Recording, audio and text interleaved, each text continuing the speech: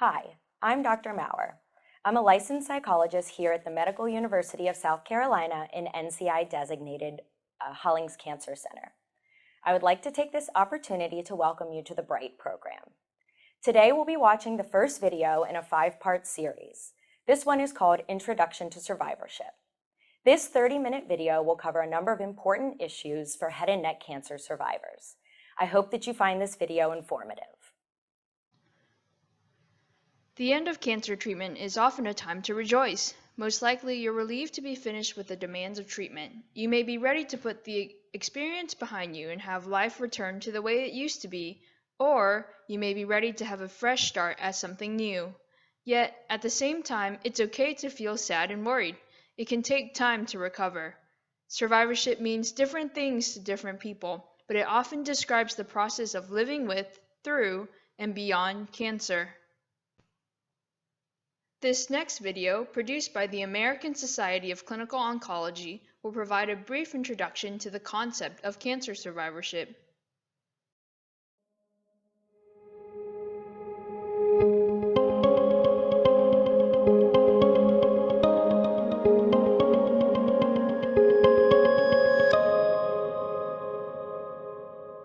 We use the term cancer survivor for anybody who's been diagnosed with cancer. From the moment that somebody hears they have cancer, they are a cancer survivor. For the purposes of planning for care and for research, we often use the term cancer survivor to refer to those who have just completed their treatment for cancer.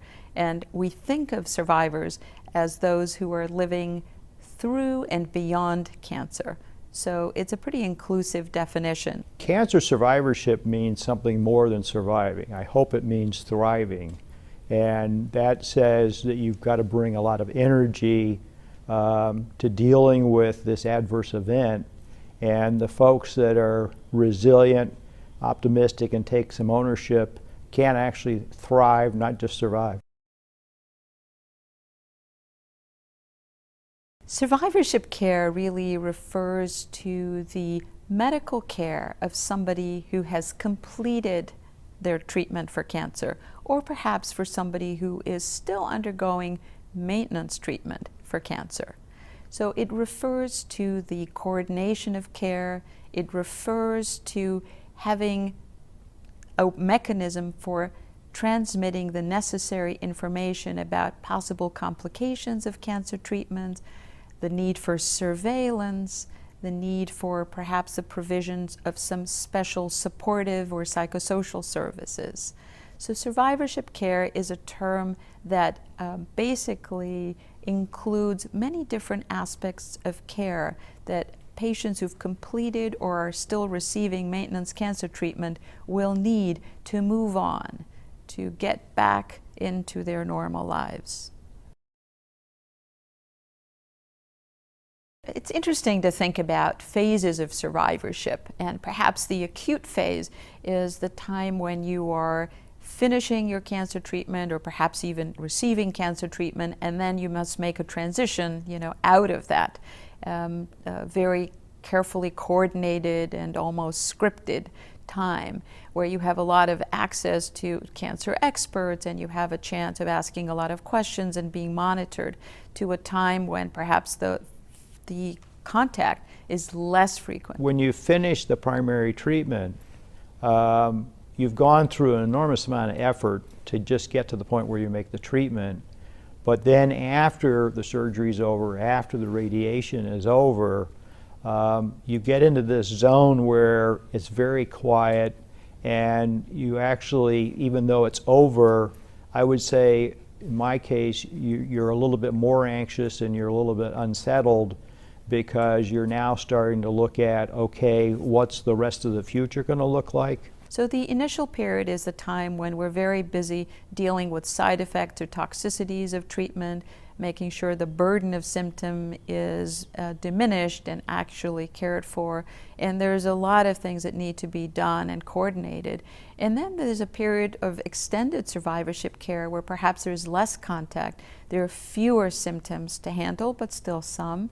There are fewer tests that need to be done. This may vary, of course. A patient who's had a very early stage of cancer may have very different survivorship period than somebody who had a bone marrow transplant. So I think it depends a little bit on the diagnosis, and it depends a little bit also on how somebody went through that acute period of cancer. For some patients, receiving cancer treatment really disrupts their life. It may also impact on family caregivers. There may be relationship problems. There may be a problem or anxiety about going back to work. There may be some confusion about which doctor to go to or who to call if there's a symptom. And then, of course, there is something that's very important to cancer survivors, which is the burden of late effects or persistent side effects that just don't seem to go away with the last treatment. And what I mean is, for instance, things like the fear of recurrence, fatigue, difficulty sleeping, perhaps some lasting pain. So all of these things make up the kinds of problems that we manage through tailored and more precise survivor care. There's been a lot of interest over the last 12 years or so in generating the treatment plans and survivor care plans. Not every cancer patient gets one, and perhaps some of them don't even need one. But the survivor care plan or the treatment summary are helpful documents to most patients because they help minimize some of the problems in care coordination. The purpose of having these very concise treatment summaries is that in 1 or 2 pages, there should be a very clear summary of what treatment somebody received and what needs to be done to keep them healthy and safe for the future.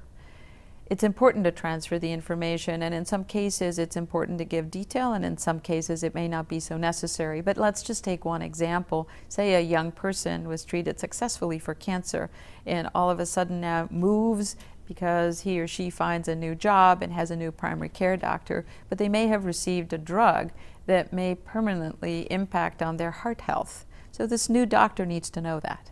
So in this case, for instance, it would be important to know what drugs this patient received, whether they had radiation perhaps to the area that involves the heart or is around the heart.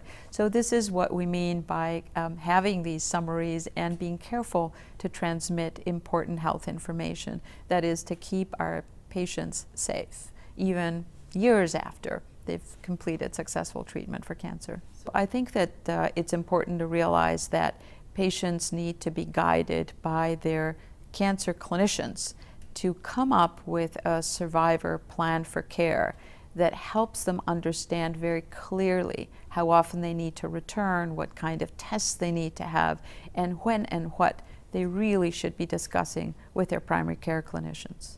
A survivorship care plan entails essentially putting together a roadmap and looking at what you do at what point in time for not only the patient but for the partner and the caregiver and the family, and that's going to be different for each individual. I mean, this is not a case where we've got a template that works for everybody. You really have to get into looking at what the patient preferences are and figuring out based on those preferences what they need and what they want. There are still quite a few challenges that are left, and there's a lot of research going on into trying to think about creative models of care. So we can bring in somebody who has expertise in primary care and general medicine and work alongside a cancer clinician and perhaps a mental health worker or social worker, because the needs of cancer survivors are so different and span really so many broad areas. They have to do with finances, insurance, going back to work, resolution of physical symptoms, and knowing how to monitor health, heart health, lung health, gynecological health, because the body and the mind probably have changed quite a bit as a result of that cancer therapy. If you're looking for more information on cancer survivorship, I would recommend that you look at the resources on cancer.net, ASCO's website for the public. We have wonderful information in printed form through videos and blogs bringing in the voices of experts and patients. And I think we've covered almost every aspect of survivorship. So I hope that you find it helpful.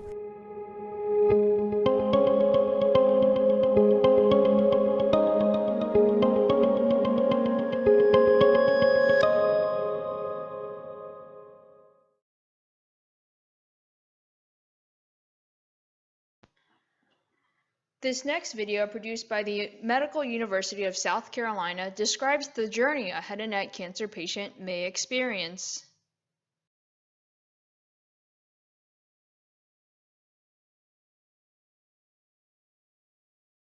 I think the journey actually begins at the diagnosis and it continues throughout their lives. So I'd love to say that you get your treatment and then a few weeks later it's over and you go on with your life, but the treatments often involve surgery and radiation, chemotherapy, immunotherapy.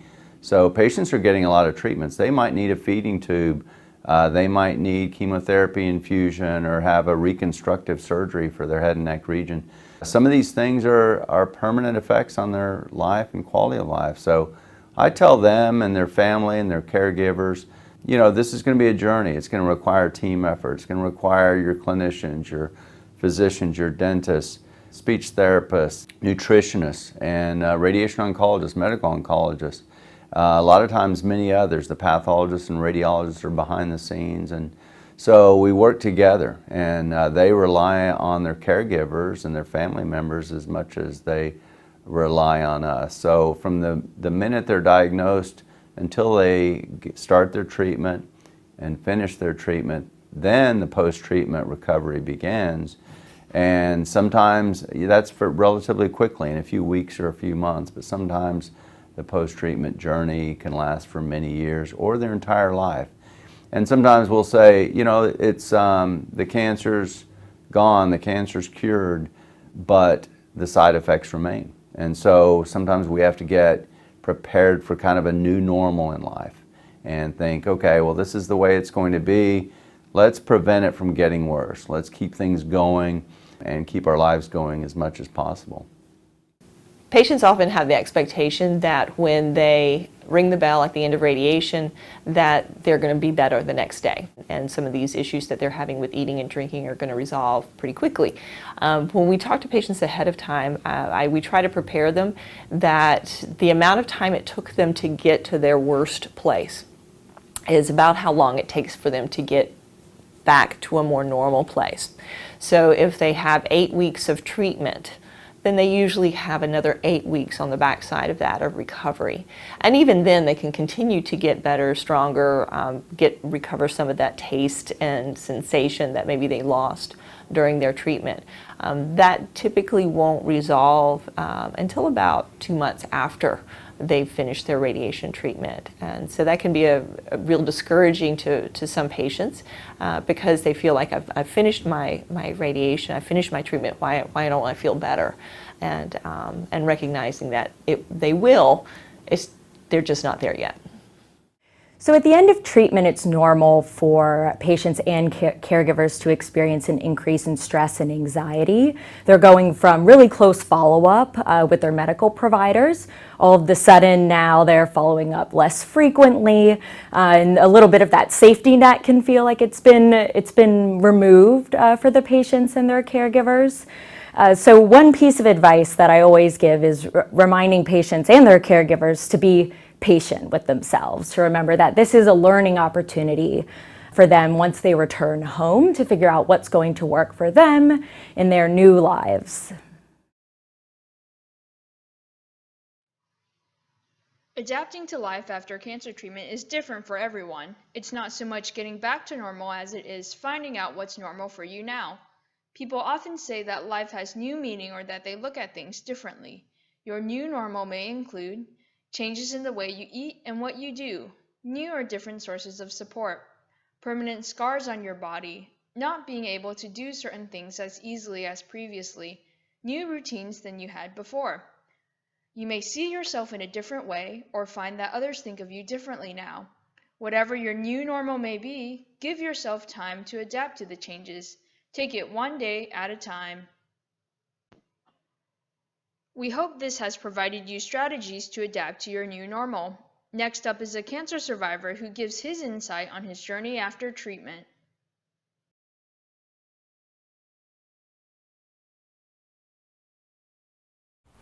What I would tell them is, don't focus on what you can't do. Find the things you can do. Work on that, because when you do that, every day you'll find you can do a little bit more. And the more you're able to accomplish for yourself or your friends and family, the better you feel about yourself. You sort of get used to I guess you might call it the new normal. And the fact that everyone around me was so accepting, to the point that they made fun of me a lot of times. Especially when I couldn't talk and I had to write, they thought that was hilarious.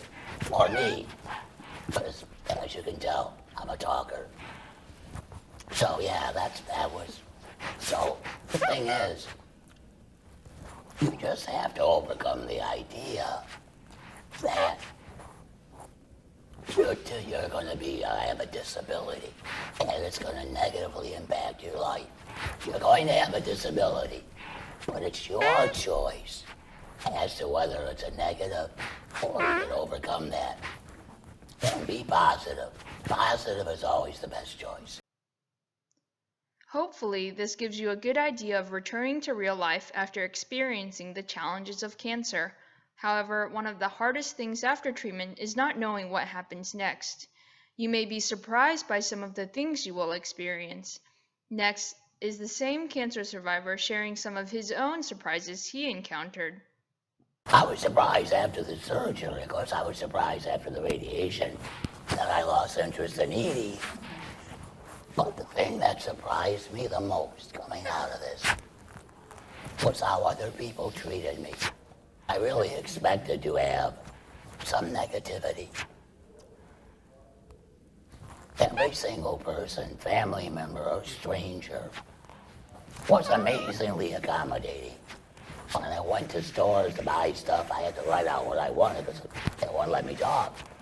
And I was surprised at Best Buy, at the grocery store.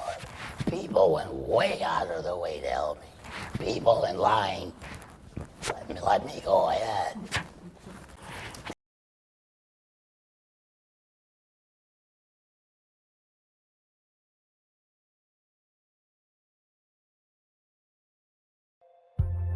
My name's Larry Hamburg. I had squamous cell carcinoma, stage 4, diagnosed in June of 2007. Well, I tell you, at 50, I was the luckiest guy in the world and never sick and, working out 3 or 4 days a week and eating right and, stopped partying years ago, and I was the last guy that I thought would get cancer. I was buttoning my shirt to put a tie on, which I didn't do often in those days, and realized I was having trouble buttoning my top button, and started a little self-exam and felt a lump. Whenever you feel something on one side of your body, you don't feel it on the other side, it's time to worry about it a little bit. I had a base of the tongue tumor the size of a Super Bowl, 4 centimeters. This was the size of a baseball, 7 centimeters. I was no longer a dentist, I was no longer a husband, I was no longer a father, I was a cancer patient. After I was diagnosed, it was like getting hit by a Mack truck, and I couldn't make a decision, if I came to a corner, go left, go right, go straight, I had no idea. So I had seven chemo sessions, 1 every 3 weeks. And so in the middle of that's when we started radiation. So as crappy as I felt from the chemo, then you start radiation, and then by the middle of radiation, that's when you're really feeling lousy. One day I was lying in bed, it was in the throes of chemo radiation, and I couldn't get out of bed. Emotionally, I was paralyzed. I can't explain it. I literally couldn't move. And I had my phone, but I didn't have my glasses on, and I couldn't get up to go get my glasses. So the only number that I could remember was my parents, and the only one that I could think of calling was my dad. And I called him up and I said, when you were at war in World War II, how did you get up out of bed in the morning and put on your helmet and grab your gun and go fight.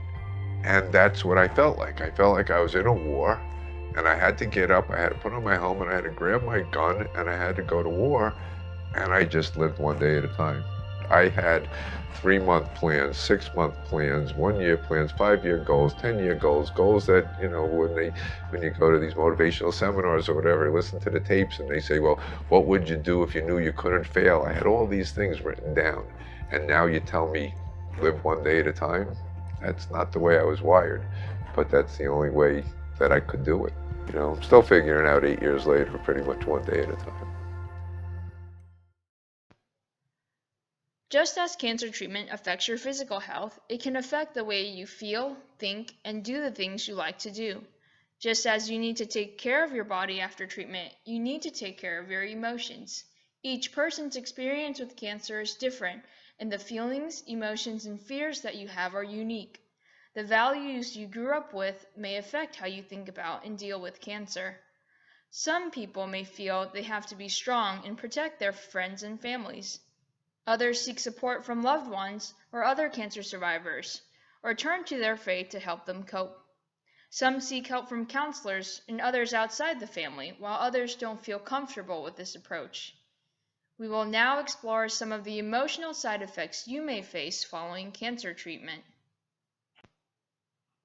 Have you experienced any of the following emotions? Stress. When you are diagnosed, you may have put concerns such as family, work, or finances aside. Now that treatment is over, these issues may begin to resurface. Many cancer survivors also worry that stress may have played a role in their illness. It's important to remember that the exact cause of many cancers is still unknown. No research shows that stress causes cancer, but we do know that stress can cause other health problems. Finding ways to reduce or control the stress in your life may help you feel better. Devoting time to any activities that make you feel calm or relaxed may help. Loneliness. After treatment, you may miss the support you got from your healthcare team. You may feel as if your safety net has been pulled away and that you get less attention and support from healthcare providers now that treatment is over. Feelings like these are normal anytime your regular contact with people who mean a lot to you comes to an end. It's also normal to feel somewhat cut off from other people, even family and friends, after cancer treatment. Often, friends and family want to help, but they don't know how. Others may be scared of the disease. You may also feel that only others who have had cancer can understand your feelings.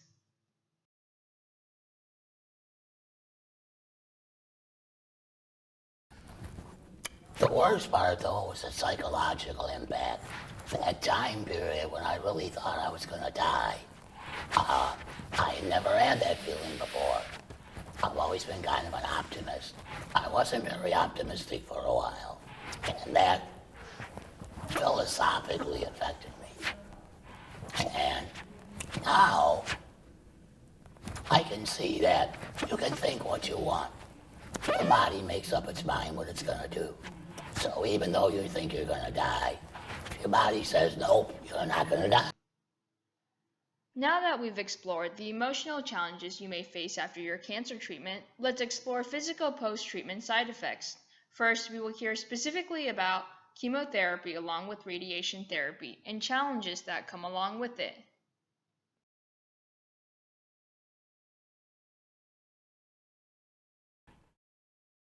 Here's what's going to happen.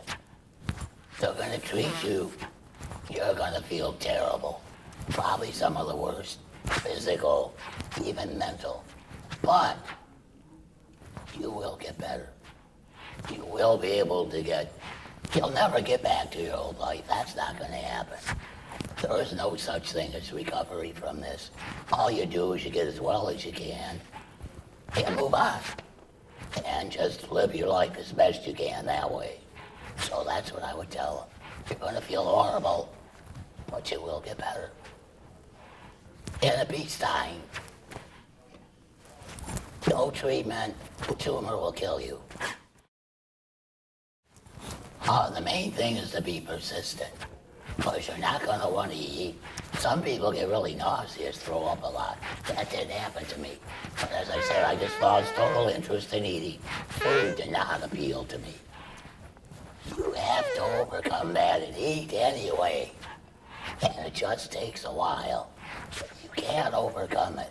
Once you're done with the radiation, but the following month after that is the worst time. But you will get better. You will recover. So the main thing is to focus on that idea. You feel crappy now, but it's not permanent. You will recover. I mean, you will get feeling better. Like I say, recovery is kind of iffy. Along with physical side effects, you may notice that treatment, whether it be surgery, chemotherapy, or radiation therapy, has changed your physical appearance. Next is an interview with a couple of head and neck cancer survivors on their experiences adapting to a new appearance.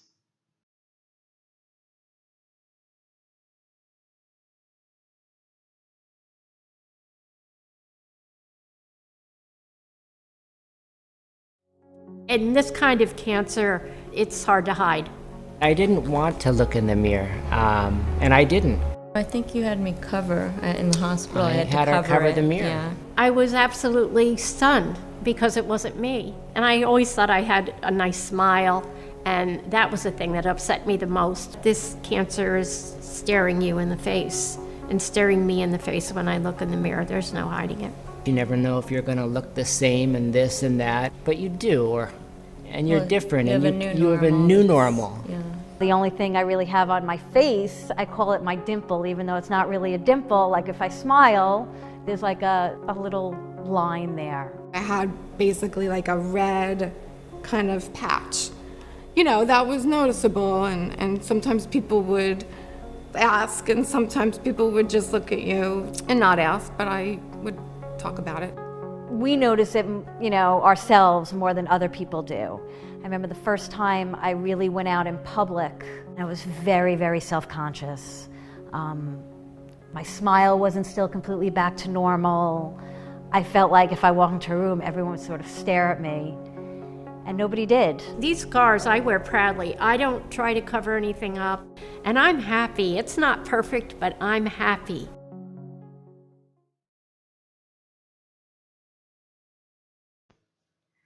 Even if not apparent to others, your physical changes may trouble you. Feelings of anger and grief about changes in your body are natural.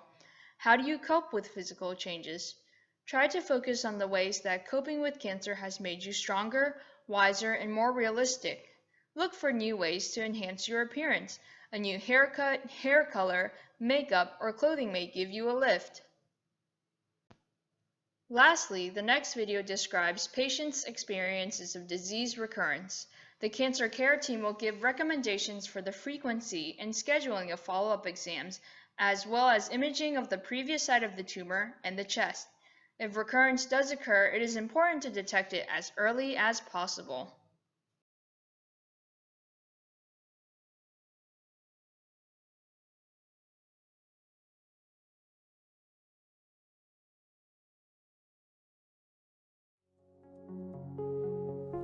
Just when life was starting to get back to normal, I had a recurrence. So I've had a few recurrences, and the last one was 09. When I was 15, I had thyroid cancer and had my thyroid removed. Then 13 years after that, 2 years ago, I found a lump in my neck, and, you know, never even thought it was thyroid cancer. For those years, I thought I was cruising. It was a shock again. You know, I was just then changing my whole life around, and then that gets thrown in. Having the recurrences was not a happy time. You know, not again.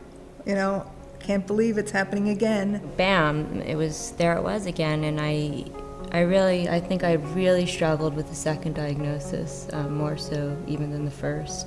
You know, am I gonna just crawl into bed and lay down for this? This is my life, and I have to fight for it. I don't want to say that it got easier, but the first one, I didn't know what to expect. Obviously, it wasn't as bad as the first time because I knew what to expect. But then I had a sense, and I had a sense of our doctor, and I had really a great deal of confidence. Sophie and I, we were able to pull together and say, you know, it is what it is. Let's take care of it. Let's deal with it.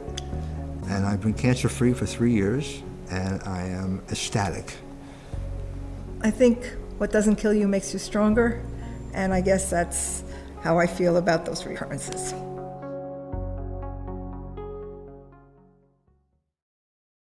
Hello again. That concludes the first session of the BRIGHT program. I look forward to seeing you next week for the second video in this 5-part series.